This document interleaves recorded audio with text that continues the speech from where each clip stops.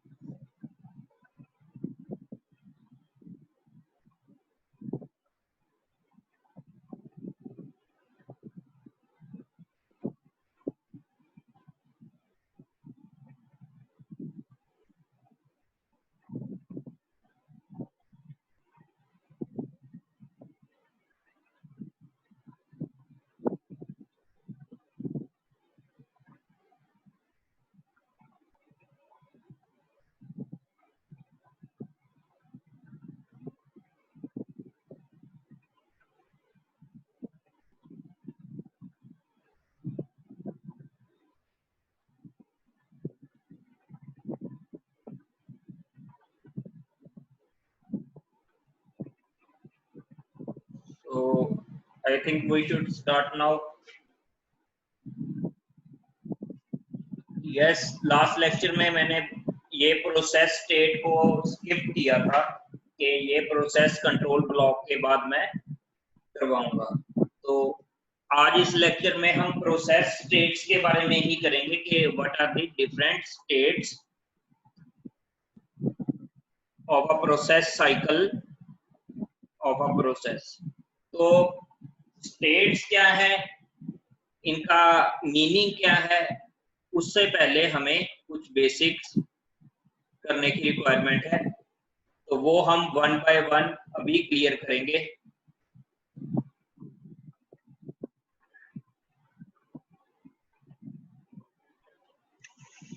तो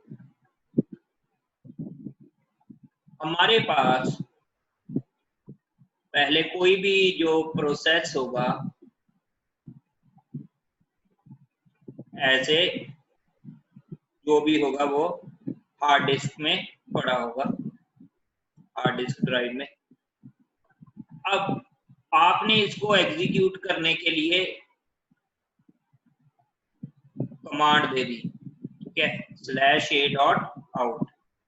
अब क्या होगा कि ये जरूरी नहीं कि ये तभी के तभी रैम में चला जाए अगर रैम पहले से फुल हो, वरना तो विदिन फ्यू माइक्रो सेकेंड ही ये चला जाता है वैसे तो, वरना लेकिन जैसे ही आप इसको एग्जीक्यूट करना चाहते हो, अभी हार्ड डिस्क भी है, तो उस प्रोसेस को हम बोलेंगे कि अभी ये कहाँ पर पड़ा है, हार्ड डिस्क में, और आपने एग्जीक्यूशन की अभी कमांड दी है। जैसे आप कमांड दे रहे हो तब ये प्रोसेस आ जाएगा न्यू स्टेट में, तब ये प्रोसेस आ जाएगा न्यू स्टेट में।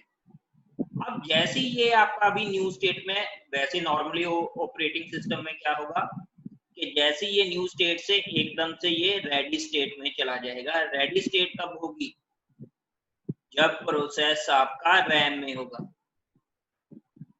जब प्रोसेस आपका रैम में होगा।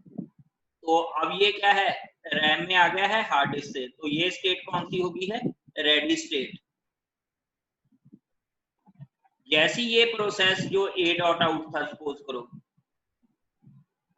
इसको प्रोसेसर के पास एग्जीक्यूशन के लिए जाना पड़ा, इसको प्रोसेसर के पास एग्जीक्यूशन के लिए जा रहा है और ये एग्जीक्यूट हो रहा है, तब जब प्रोसेसर पर है a.out, तो ये स्टेट कौन सी होगी, रनिंग स्टेट या एग्जीक्यूटिंग स्टेट। अब जैसे ये प्रोसेसर पे जा रहा है तो ये क्या हो सकता है, इसको इनपुट आउटपुट की रिक्वायरमेंट पड़ी, तब जब ये इनपुट आउटपुट की रिक्वायरमेंट पड़ी तो ये कौन सी स्टेट होगी, वेटिंग स्टेट।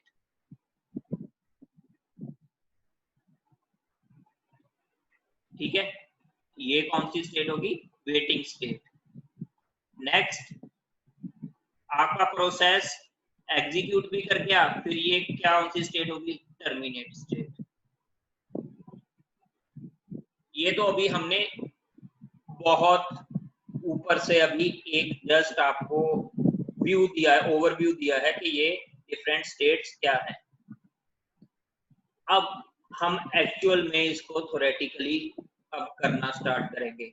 न्यू क्या है? The process is being created. Created तो है, जैसे आपने रन किया तो वो प्रोसेस अभी क्रिएट हुआ नहीं, आप कर रहे हो, तो उस ऑपरेशन को क्या बोलोगे?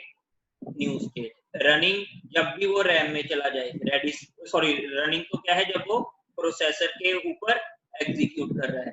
वेटिंग कोई इवेंट अगर होने का वो वेट कर रहा है। Ready the process is waiting to assign to a process, waiting to be assign to a processor, मतलब रैम में है, उसको प्रोसेसर की वेट हो रही है। और terminated the processor has finished it's execution. अभी हमने देखो इसको ज्यादा डिटेल में नहीं किया, अभी one by one through diagram हम करेंगे। तो सभी स्टूडेंट्स भी अभी आ चुके हैं, तो इसको स्टार्ट करते हैं।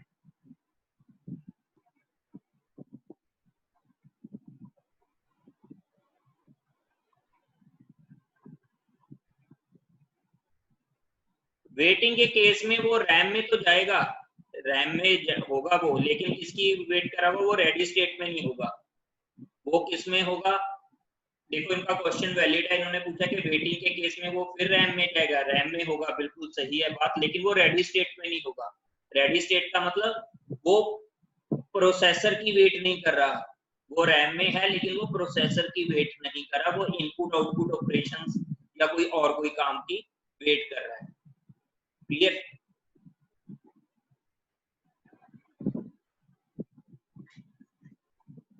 सो नेक्स्ट अब हम इस डायग्राम को देखते हैं।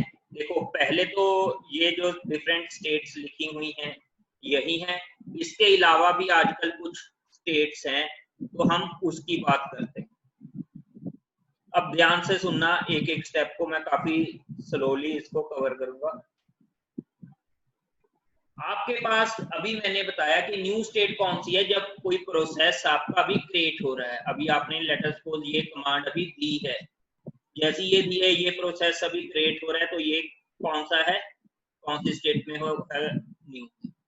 जैसे वो क्रिएट हो गया और एडमिट हो गया, यहाँ एक बात आपने ध्यान कर देनी है कि न्यू से, न्यू स्टेट से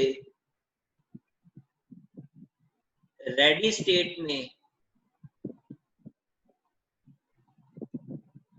कौन से प्रोसेस आएंगे? Let us suppose new state में अभी 100 प्रोसेसेस हैं और रैम में आपकी कैपेसिटी मान लो 10 प्रोसेस की है, तो वो कौन डिसाइड करेगा? Long term scheduler. ये टर्म बाद में भी आएगी लेकिन यहां समझनी बहुत जरूरी है। न्यू स्टेट से रेडी स्टेट में कौन से प्रोसेस आएंगे, ये कौन डिसाइड करेगा? Long term scheduler. क्लियर? इसमें लॉन्ग टर्म शेड्यूलर में कोई डाउट? ये अभी मैं करवाऊंगा जशन के रेडी से, रनिंग से रेडी कैसे हुआ वो मैं अभी करवाऊंगा, उसकी अभी स्टेप बाय स्टेप हम चलेंगे इसको। ठीक है, अभी तो हम न्यू से रेडी की बात कर रहे हैं। न्यू स्टेट से रेडी स्टेट में आपका कौन से प्रोसेस आएंगे ये डिसाइड करेगा लॉन्ग टर्म शेड्यूलर। इसमें किसी को कोई डाउट? अब रेडी स्टेट कौन सी है? रेडी स्टेट वो है कि जब प्रोसेस आपके एग्जीक्यूट होना चाहते हैं और वो रैम में एडमिट हो चुके हैं, तो वो वाली स्टेट कौन सी होगी आपकी? Ready state. के प्रोसेस अभी एग्जीक्यूट होना चाहते हैं, हर प्रोसेस जो रैम में है वो रेडी स्टेट में भी ना हो, क्या पता वो इनपुट आउटपुट की वेट कर रहा हो। क्लियर? क्लियर? अब थर्ड स्टेट जिसकी बात कर रहे हैं वो है रनिंग स्टेट। रनिंग स्टेट कौन सी होती है? जब आपके जो प्रोसेस, कोई भी प्रोसेस है उसको सीपीयू एलोकेट कर दिया जाए, कोई भी प्रोसेस को जब सीपीयू एलोकेट कर दिया जाए, मतलब एग्जीक्यूशन उसको दे दी जाए, तो वो कौन सी होगी? आपकी रनिंग स्टेट। देखो अभी तक 3 स्टेट्स की हैं, न्यू, रेडी, रनिंग। ठीक है, अब ये रेडी स्टेट क्या है कि वो उसमें जो प्रोसेस एग्जीक्यूट होना चाहते हैं वो रेडी हैं, मतलब रैम में रेडी हैं एग्जीक्यूट होने के लिए। रनिंग स्टेट क्या है? जब कोई प्रोसेस को प्रोसेसर मिला हुआ है, एग्जीक्यूट कर रहा है। अब रेडी स्टेट से रनिंग स्टेट में जो भी प्रोसेस जाएंगे ये डिसाइड करेगा शॉर्ट टर्म शेड्यूलर, जिसके बेस पे आपके शेड्यूलिंग एल्गोरिदम होंगे। देखो मैं दोबारा से डेमोन्स्ट्रेट कर रहा हूं। आपके पास यहां पर न्यू स्टेट है, यहां पर रेडी स्टेट है। अब न्यू स्टेट से रेडी स्टेट में जो भी जाएगा ये डिसाइड करेगा आपका लॉन्ग टर्म शेड्यूलर। क्लियर? अब रेडी स्टेट से रनिंग स्टेट में, अब मान लो रेडी स्टेट में रैम होगी आपकी, रैम में आपके बहुत सारे प्रोसेसेस हैं। अब कौन सा प्रोसेस रनिंग स्टेट में जाए ये डिसाइड करेगा आपका short term scheduler. Short term scheduler में वो डिसाइड करने के लिए आपके पास शेड्यूलिंग एल्गोरिदम होते हैं जो हम आगे पढ़ेंगे। रेडी से रनिंग स्टेट में कौन से प्रोसेस जाएंगे ये डिसाइड करेगा आपका शॉर्ट टर्म शेड्यूलर। इन दोनों टर्म्स में किसी को डाउट हो जो अभी तक किया है? No doubt. सो आगे अभी हम इसको करते हैं कि जो लॉन्ग टर्म शेड्यूलर है, मतलब न्यू से रेडी के लिए, ये ऑपरेटिंग सिस्टम उतनी बार नहीं कॉल करता जितनी बार उसको शॉर्ट टर्म शेड्यूलर कॉल करना पड़ता है, क्योंकि ज्यादातर रैम की कैपेसिटी ज्यादा होती है। तो मान लो अगर रैम की कैपेसिटी 4 GB भी है तो वो मल्टीपल प्रोसेसेस एक साथ उसमें स्टे कर सकते हैं। लेकिन आपके पास नंबर ऑफ प्रोसेसर्स कम होते हैं,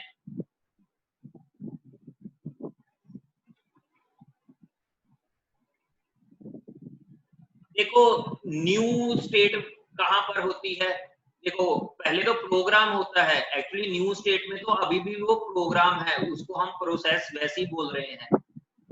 अब program in execution is called process. अभी तो वो हार्ड डिस्क में है आपका न्यू स्टेट में, तो वो जैसी रेडी में जाएगा तो वो रैम में लोड हो जाएगा। क्लियर? तो न्यू तो एक तरीके से हमने उसको टर्मिनोलॉजी दी हुई है कि नया प्रोसेस अभी क्रिएट हो रहा है। कोई ज्यादा ऑपरेटिंग सिस्टम में न्यू का ज्यादा रोल नहीं है कि नए प्रोसेस कोई क्रिएट हो रहा है, उसको हमने न्यू के साथ वो बोल दिया। अब ये न्यू वाले कहां पर पड़े होंगे? हार्ड डिस्क में। ठीक है, न्यू वाले कहां पर पड़े होंगे? हार्ड डिस्क में। हार्ड डिस्क से रैम तक कौन डिसाइड करके लेकर आएगा? मतलब आप इसको एक्चुअल में आपने जब टेक्निकली आपने बोलना है तो आपने ये बोलना है कि न्यू स्टेट से जब रेडी स्टेट में जाना है तो कौन डिसाइड करके लेकर आएगा? Long term scheduler. ठीक है, तो इसको कौन डिसाइड करके लेकर आएगा? Long term scheduler. अब रेडी से रनिंग स्टेट में जाना है तो कौन डिसाइड करेगा आपका? Short term scheduler. क्लियर ये दोनों टर्म्स? अब जो लॉन्ग टर्म शेड्यूलर है वो उतनी बार कॉल नहीं होता जितनी फ्रीक्वेंटली आपका शॉर्ट टर्म शेड्यूलर कॉल होता है। मान लो आपका एक ही प्रोसेसर है, तो रैम में अगर मल्टीपल प्रोसेसेस हैं तो बार बार उसके ऊपर आपको शॉर्ट टर्म शेड्यूलर की रिक्वायरमेंट पड़ेगी, कोई भी शेड्यूलिंग एल्गोरिदम। ठीक है, और ये लॉन्ग टर्म शेड्यूलर में का काम होना चाहिए कि वो सीपीयू बाउंड प्रोसेसेस और इनपुट आउटपुट बाउंड प्रोसेसेस का एक मिक्स लेकर आए। हाँ जी, इस लाइन में अभी कंफ्यूजन होगी आपको, मैं इसको एक्सप्लेन करता हूँ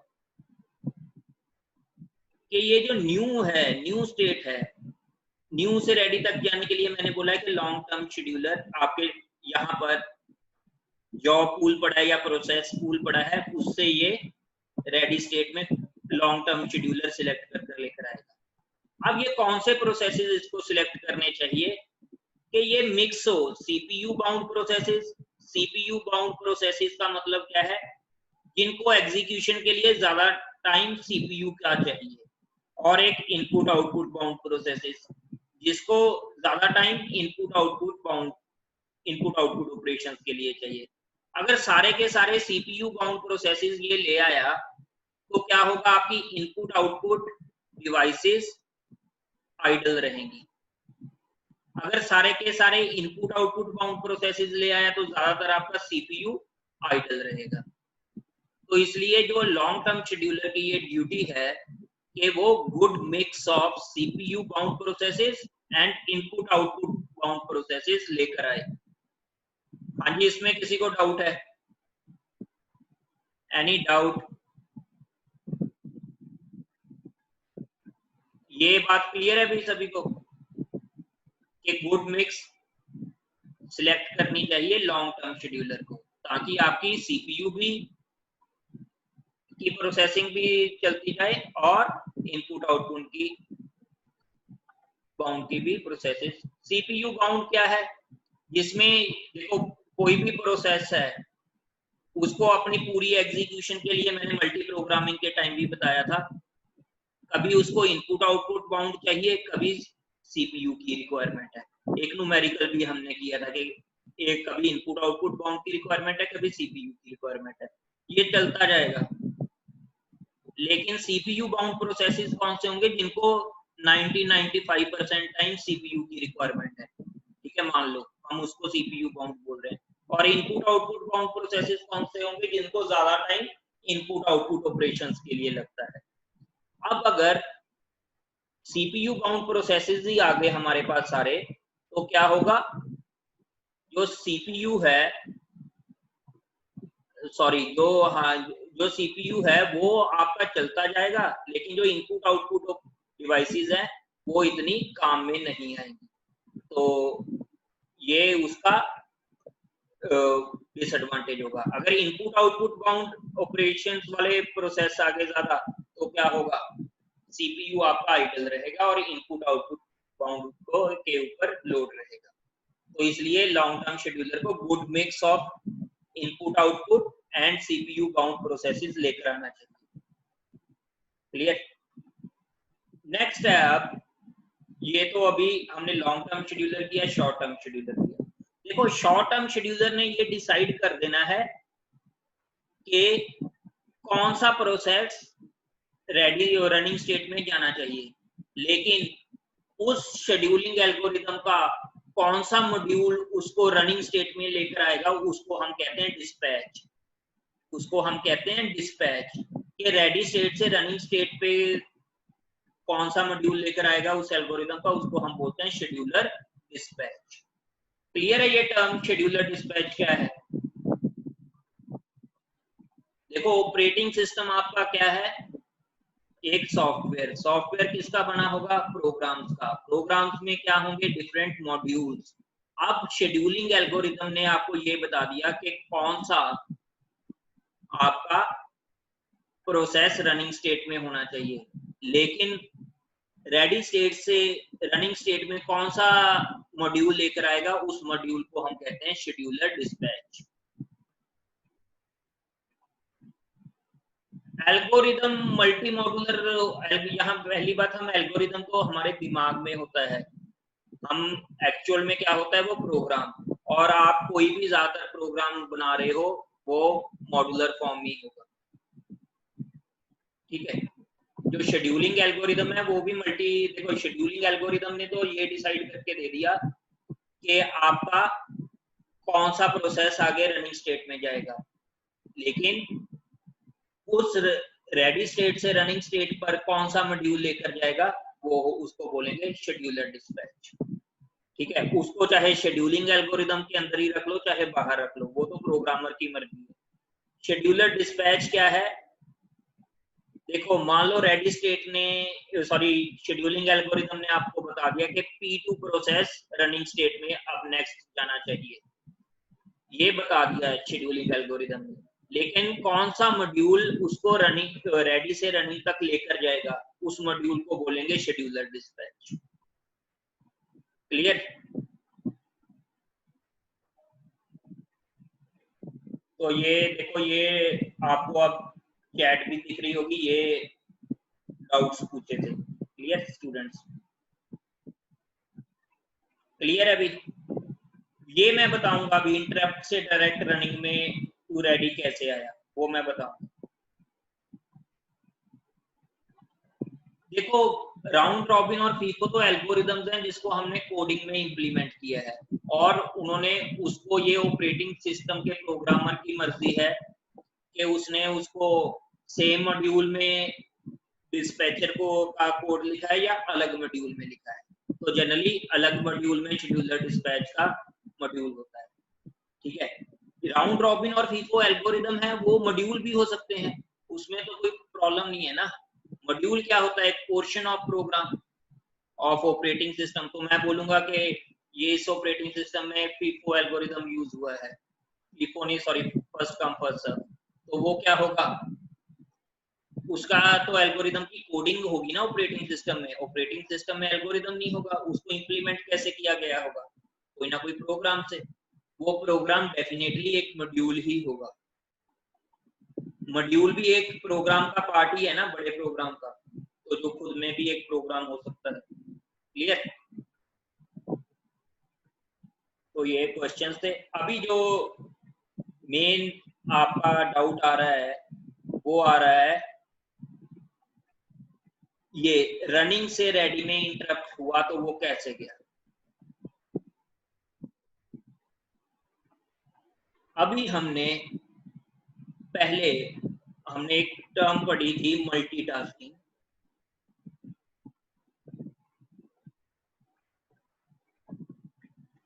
उसमें क्या हो रहा था कि आपका टाइम शेयरिंग हो रहा था। मान लो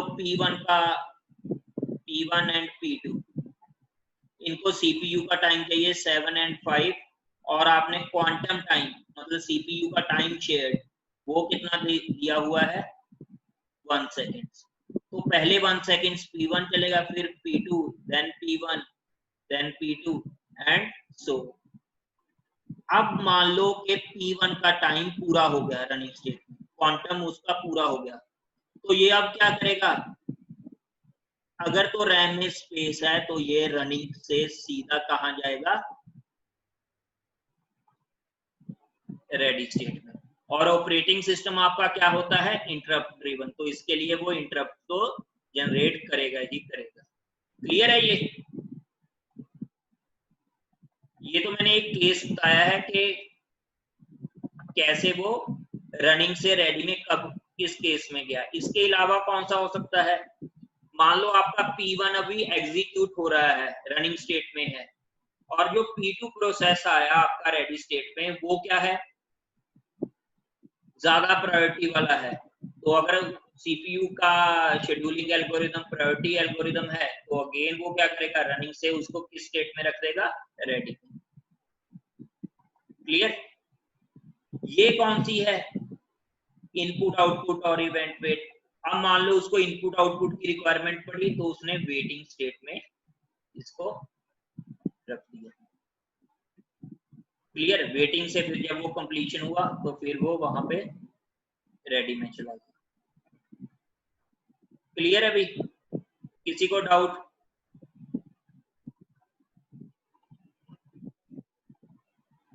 तो ये तो होगी हमारी गैल्विन की बात, लेकिन अगर गैल्विन को भी आगे हमने अच्छे से समझना है तो 2 स्टेट्स हमारे पास और होती है। ठीक है,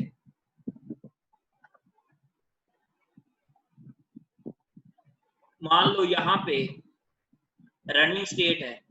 अब रनिंग स्टेट से ये मेरी रेडी स्टेट में रैम ऑक्यूपाइड है सारी, तो खास तौर पर ये यूज होगा राउंड रॉबिन एल्गोरिदम या मल्टीटास्किंग की एनवायरमेंट्स में। अब यहाँ के बजाय कि हम इसको रेडी स्टेट में भेजें, हम भेज देते हैं एक और स्टेट बना ली सस्पेंड रेडी। मतलब क्या है कि अभी रैम में जगह नहीं थी तो हमने इसको सस्पेंड रेडी स्टेट में भेज दिया। क्लियर? या कोई और हायर प्रायोरिटी का आ गया तो उसने भी रेडी स्टेट से सस्पेंड रेडी में इसको भेज दिया। क्लियर? तो अब ये यहां से swap in and swap out कौन कर रहा है? रेडी स्टेट से swap in and swap out ये करता है। इसको उन्होंने नाम दिया है मीडियम टर्म शेड्यूलर। देखो यहाँ पर मैं जानबूझकर ये बता रहा हूँ, वैसे यहाँ पर इसका पार्ट नहीं है कि मान लो समझो आप कि आपके पास रैम है और इसकी कैपेसिटी है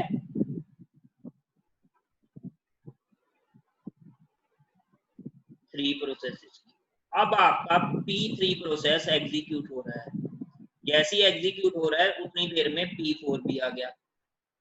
ये एग्जीक्यूट खत्म, इसकी एग्जीक्यूशन खत्म हुई तो राउंड रॉबिन एल्गोरिदम है या मल्टीटास्किंग एल्गोरिदम है, तो P4 यहां पर जाएगा। तो जो P3 प्रोसेस है वो उसको ये कहां पर भेज देगा, हार्ड डिस्क में। हार्ड डिस्क में ये स्पेशल एक मेमोरी स्पेस पे भेज देगा। तो अब P3 यहाँ पे आया और P4 एंटर कर गया। अब यहाँ से ये बेसिकली क्या हो रहा है, मेन मेमोरी से हार्ड डिस्क में swap out and swap in.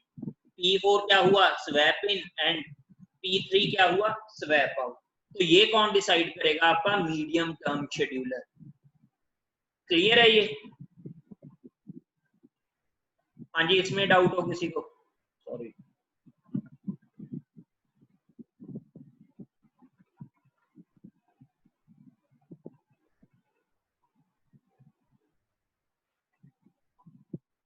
Running to ready वाला इंटरप्शन नहीं आया समझ में? मैं बता देता हूँ मीडियम टर्म शेड्यूलर क्या है, दोनों मैं बता देता हूँ।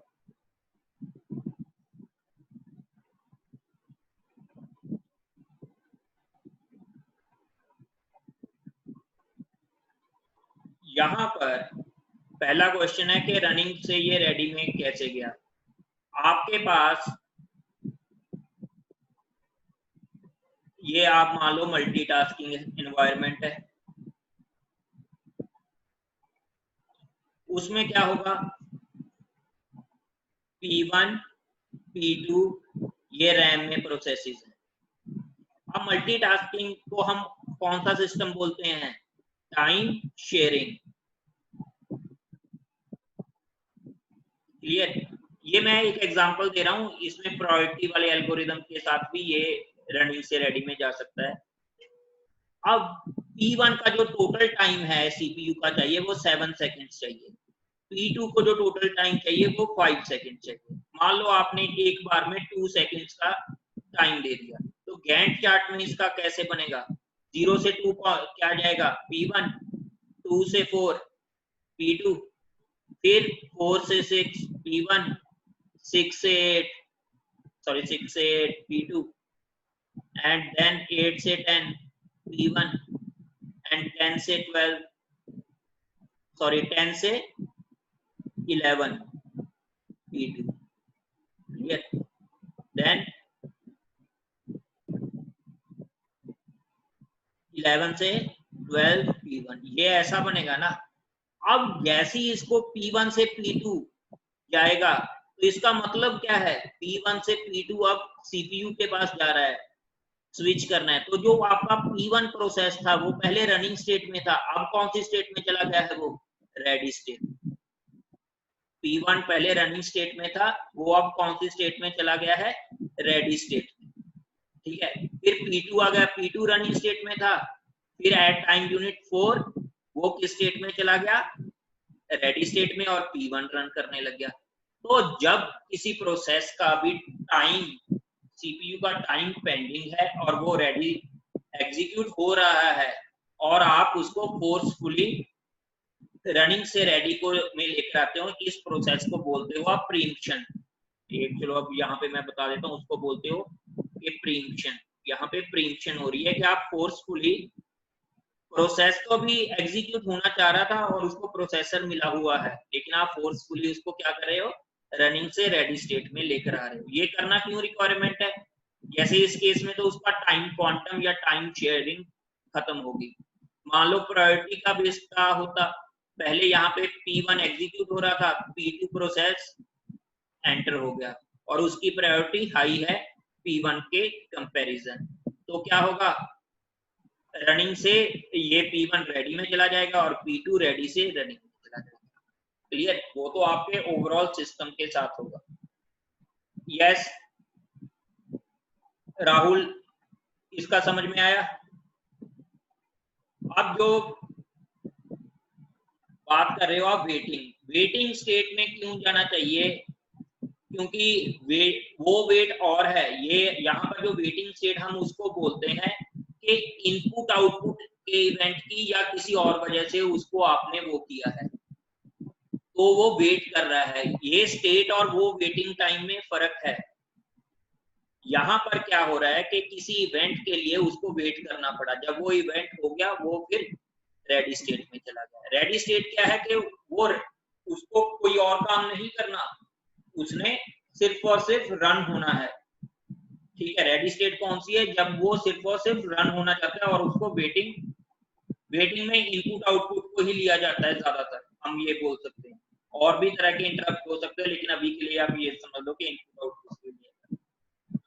ठीक है, अब नेक्स्ट जो बोली है आपने, जो समझ में नहीं आई, that is medium term scheduler. अब मीडियम टर्म शेड्यूलर क्या है? अब मीडियम टर्म शेड्यूलर क्या है कि अभी मैंने बोला कि ये रनिंग से रेडी स्टेट में चला जाएगा। मान लो ये आपकी रैम तो पहले से ऑक्यूपाइड है, रेडी स्टेट में जितने प्रोसेसेस आ सकते थे मैक्सिमम पहले से हैं। राउंड रॉबिन एल्गोरिथम है, न्यू से वो अगले को जाना है। तो यहाँ से वो क्या करेगा, बेसिकली रेडी से वो किसमें ले आएगा, ये जो रनिंग के बाद किसमें ले आएगा, ये ले आएगा सस्पेंड रेडी में। यहाँ पर कोई हायर प्रायोरिटी प्रोसेस आ गया तो उसको भी सस्पेंड रेडी में। तो ये कौन डिसाइड करेगा अब सस्पेंड रेडी से फिर दोबारा रेडी में जाना है जब ये इसकी बारी आएगी? ये काम होगा मीडियम टर्म शेड्यूलर का। यहाँ पर किसी को डाउट हो कि मीडियम टर्म शेड्यूलर क्या है? देखो आपकी रैम पहले से ऑक्यूपाइड है, रेडी स्टेट में जितने प्रोसेसेस आने चाहिए थे वो पहले से हैं, तो बेसिकली वो रैम रनिंग से किस में चला जाएगा, सस्पेंड रेडी में। फिर जब भी उसकी बारी आएगी तो देन अगेन वो उसमें जाएगा। तो ये किसका काम होगा? That is the work of medium term scheduler. ये सस्पेंड रेडी स्टेट कहां पर होगी? हार्ड डिस्क में, ना कि रैम। क्लियर है ये?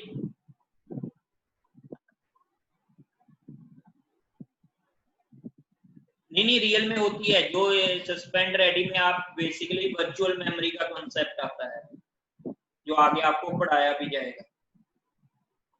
मान लो आपकी रैम खत्म होगी तो प्रोसेस तो अभी जो आपका मल्टीटास्किंग वाला सिस्टम है वो तो चल ही रहे हैं ना, तो वो कहां से उसको एक हार्ड डिस्क का पर्टिकुलर लोकेशन होगी, वर्चुअल मेमोरी हम उसको बोल देते हैं, तो वहां से ऑपरेटिंग सिस्टम पहले रैम में लेकर आता है, फिर रैम से जब उसकी बारी आती है तो आप एग्जीक्यूट करते हैं। तो इसको ये कौन डिसाइड करता है? मीडियम टर्म शेड्यूल, कई ऑपरेटिंग सिस्टम। क्लियर है ये अजम्पशन नहीं है, सच में ऐसा होता है कई ऑपरेटिंग सिस्टम जिसमें राउंड रॉबिन खासतौर पर एल्गोरिथम।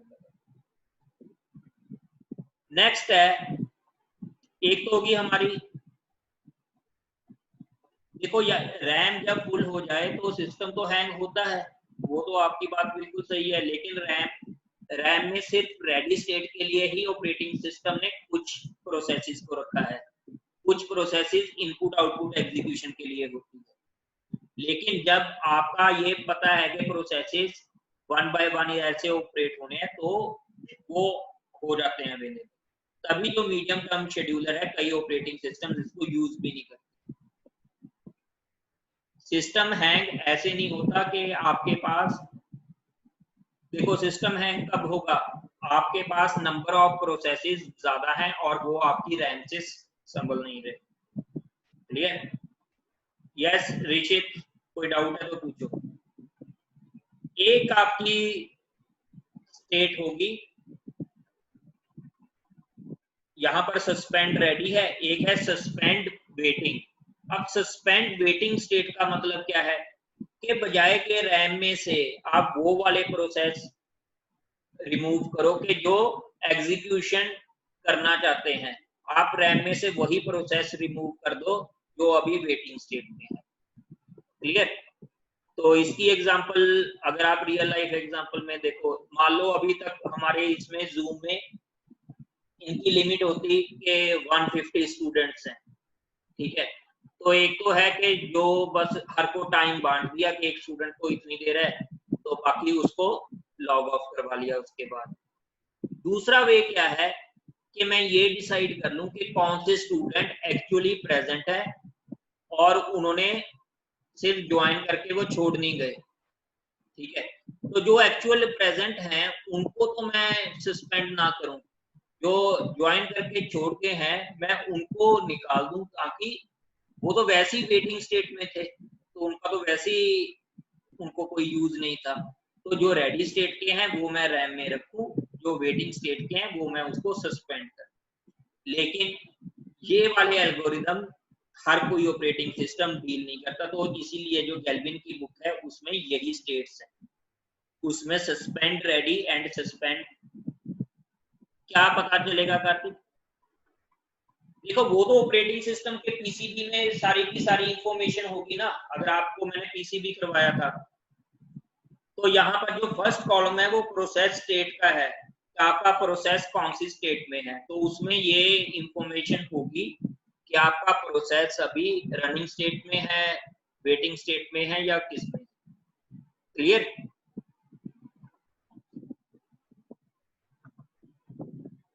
ठीक है ना, वो तो इसमें इंफॉर्मेशन होगी। हाँ जी, और डाउट हो किसी को तो इसके ऊपर एक न्यूमेरिकल करोगे, न्यूमेरिकल कह लो या क्वेश्चन कह लो, तो ताकि आपको थोड़ा सा आइडिया भी हो।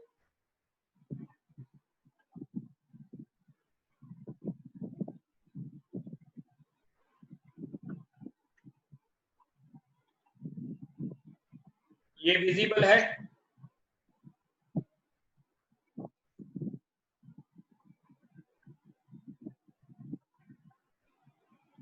यस, ये विजिबल है क्वेश्चन।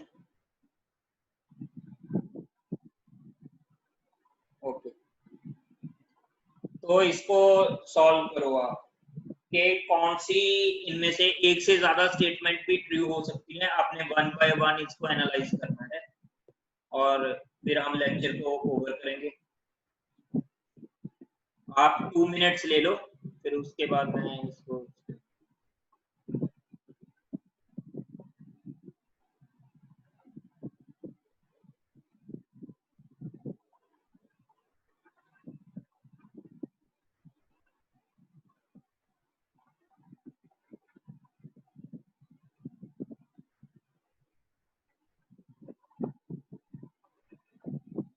1 मिनट और आप सोचते जाओ, तो उसके बाद मैं आपको बताना शुरू करूँ।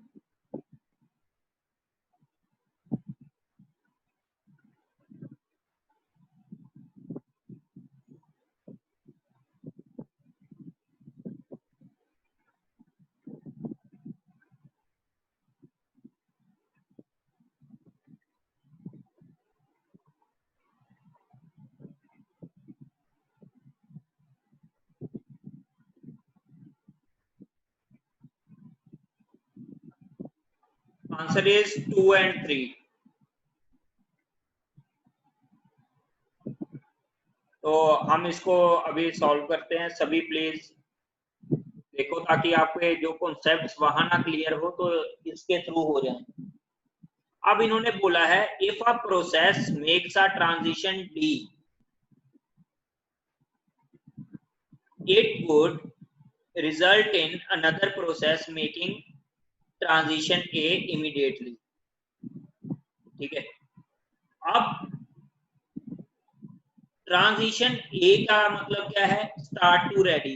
यहाँ स्टार्ट को मतलब आप न्यू स्टेट बोल सकते हो।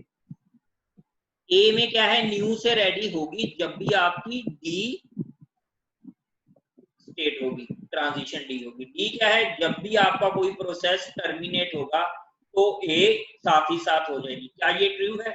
नहीं, क्योंकि मैंने आपको एक टर्म बोली थी कि स्टार्ट से रेडी या न्यू से रेडी कब होगी, कौन डिसाइड करेगा? लॉन्ग टर्म शेड्यूलर, जो उतनी फ्रिक्वेंटली नहीं चलता जितनी फ्रिक्वेंटली शॉर्ट टर्म शेड्यूलर चलता है। तो इसका मीनिंग क्या है कि जैसी कोई प्रोसेस टर्मिनेट हो जाए, ये जरूरी नहीं कि आपका हमेशा साथ ही के साथ इमीडिएटली टर्म आई है ना, कि यहां से यहां वो चले। तो ये काम किसका है? लॉन्ग टर्म शेड्यूलर का, जो इतनी फ्रिक्वेंटली कॉल नहीं होता। Clear?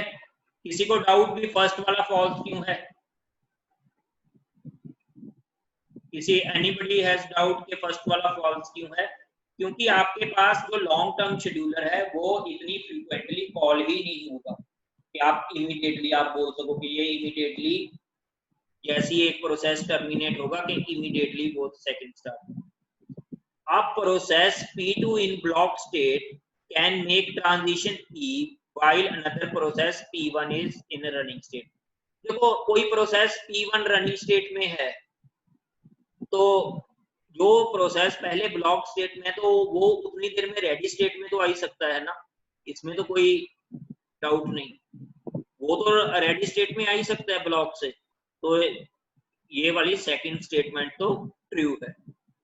Third, the OS uses pre-emptive scheduling. Pre-emptive scheduling क्या है कि अगर कोई प्रोसेस अभी एग्जीक्यूट हो रहा है और वो आगे भी होना चाहता है लेकिन आपने फोर्सफुली उसको प्रीएम्प्ट कर दिया, मतलब उससे प्रोसेसर छीन लिया, तो वो क्या होगा? प्रीएम्प्शन। तो आप बताओ यहाँ पे प्रीएम्प्शन किस ट्रांजिशन की वजह से हो रही है? एनीबडी के प्रीएम्प्शन यहाँ किस ट्रांजिशन की वजह से हो रही है? सी, बिल्कुल सही। तो प्रीएम्प्शन किस वजह से हो रही है? आप रनिंग से रेडी में जा रहे हो थ्रू सी स्टेट। क्लियर? आपने पिछले मैंने उसमें भी यही एक्सप्लेन किया था। The OS uses non pre-emptive scheduling, ये तो इसमें ट्रू नहीं है क्योंकि बिकॉज ऑफ अगेन ट्रांजिशन सी। हाँ जी, यहां तक किसी को कोई डाउट हो? अभी हमारे पास टोटल टाइम के अकॉर्डिंग तो 7-8 मिनट्स है, मतलब वैसे 4 मिनट्स हैं जो एलोकेटेड, तो किसी को अगर कोई डाउट है तो वो हम ले सकते हैं। Any doubt? सो मैं अज्यूम करता हूं कि ये क्लियर है। प्रीएम्प्टिव का मीनिंग क्या है कि आपके पास what is the meaning of preemptive? Preemptive क्या है कि आपने प्रीएम्प्ट कर लिया, वो पहले से था उसको निकाल दिया आपने। तो यहाँ पर मान लो कोई प्रोसेस P1 रनिंग स्टेट में था, मान लो P1 कोई प्रोसेस एग्जीक्यूट कर रहा था और वो आगे भी एग्जीक्यूट होना चाह रहा था, लेकिन ऑपरेटिंग सिस्टम ने उसको बोला कि नहीं, अब आप आगे एग्जीक्यूट नहीं कर सकते for whatever the reason भी। जैसे टाइम शेयरिंग सिस्टम्स में या राउंड रॉबिन एल्गोरिथम में आपके पास क्या होगा कि वो जैसे टाइम क्वांटम पूरा होगा वो रनिंग से उसको भगा देगा कि आप अभी CPU कर रहे हो तो अब दूसरे प्रोसेस की बारी। क्लियर? फिर कभी तीसरे प्रोसेस की बारी। पीसीबी के रिलेटेड कैसे क्वेश्चन आ सकते हैं? वो तो पीसीबी के रिलेटेड ज्यादा थ्योरेटिकल है। तो sir is first condition always false? देखो यहाँ पर ऑलवेज फॉल्स तो नहीं बोल सकते कि बाई चांस एक आपका टर्मिनेट हुआ तभी लॉन्ग टर्म शेड्यूलर ने रेडी कर दिया, तो हर केस में तो ऑलवेज को फॉल्स नहीं हम बोल सकते, लेकिन यहाँ पर जेनरिक पूछा गया था तो वो हम कह सकते हैं। सर अगर कोई प्रोसेस रनिंग में से रेडी में जाएगा तो वो वेटिंग नहीं, रनिंग से रेडी में वो वेटिंग में होकर जाता तो ये वाली चीज बनती ना एफ एंड डी। यहाँ पर एफ एंड डी किस लिए है कि इसको इनपुट आउटपुट की रिक्वायरमेंट है, वो तो सीधा रनिंग से रेडी में जाएगा, वो तो यही डायग्राम यही इलस्ट्रेट कर रही है। प्रीमिटिव समझ में नहीं आया? मैं समझा देता हूँ।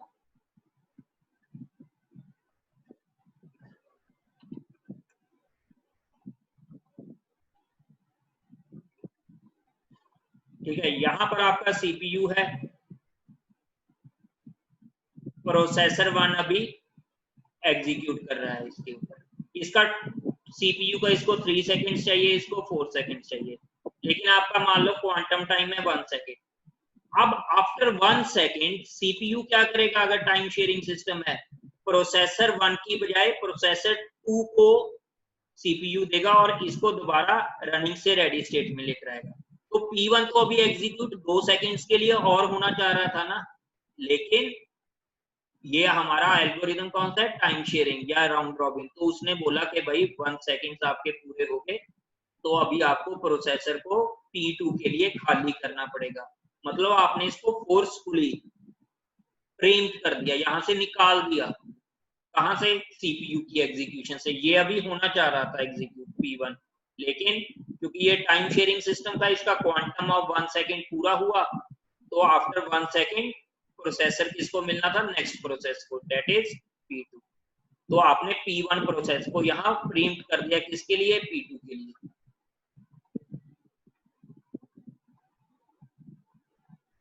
हाँ जी कार्तिक, आ गया समझ।